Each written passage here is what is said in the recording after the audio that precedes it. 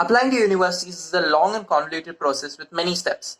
Now, after you have finally clicked the submit button on your university applications and send in all of them, you feel like all of your work is done. Now it's time to relax for a few months. But again, there is also a few steps which you still need to do even after you submit your university applications. In today's video, let's talk about 5 things you need to do even after you've completely finished submitting all of your university applications. Let's get into it right now. The first most important thing you need to do for the next few months is to regularly check your email. Now, every day would be the best thing to do, but you need to check your email at least 2 times a week. As universities continue to ask for documents like transcripts or additional financial documents, and most of the time they will send you a mail asking for it. These documents can be uploaded on their portal. Now, checking your university mail also helps keep morale up, as it feels good to see that many universities are interested in you. The second thing to do regularly is to check each university's application portal. Now try to do this at least once a week for every university, as additional documents will have to be submitted on the portal. Now, even if the university's mailing system does not work and you do not get a mail asking for you to submit any of the documents, these requests will surely pop up on the application portal and on the university's portal. So it would be a good idea to check them regularly so that you are able to upload anything that you missed out in a mail or previously. Now, the third thing which you need to do, now most people wouldn't like this and I didn't either, is to keep studying.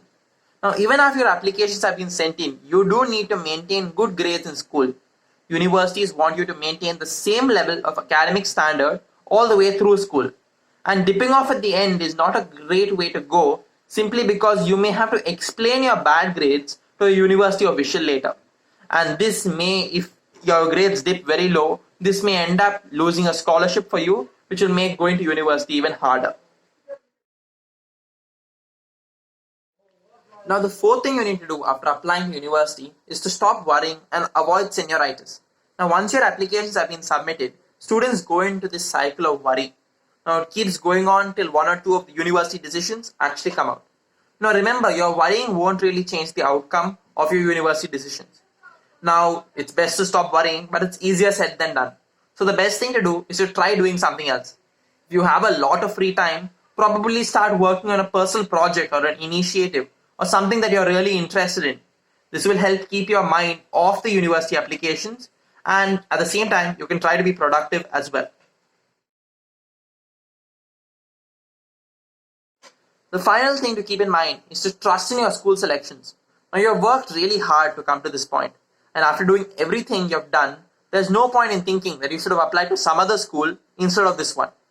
Trust the process and let it be. You've worked through all of this, so you just have to sit back now and wait to see what the universities have to think about your application. And 9 times out of 10, it's going to be a good response. Now, one more thing to keep in mind is to keep tabs on your social media accounts. Some university application officers do look through social media accounts and feed to see what kind of content you interact with and what content you post. Now, even though it's not very common, it's best not to do anything on social media that may be considered controversial over the next few months, as it may mess up your chances at a good university. Now, if you found this video informative, please like it and share it with all of your friends, and also subscribe to the channel below. And for more content based on university applications and on standardized tests, comment down below if you have any questions. I will see you in my next video.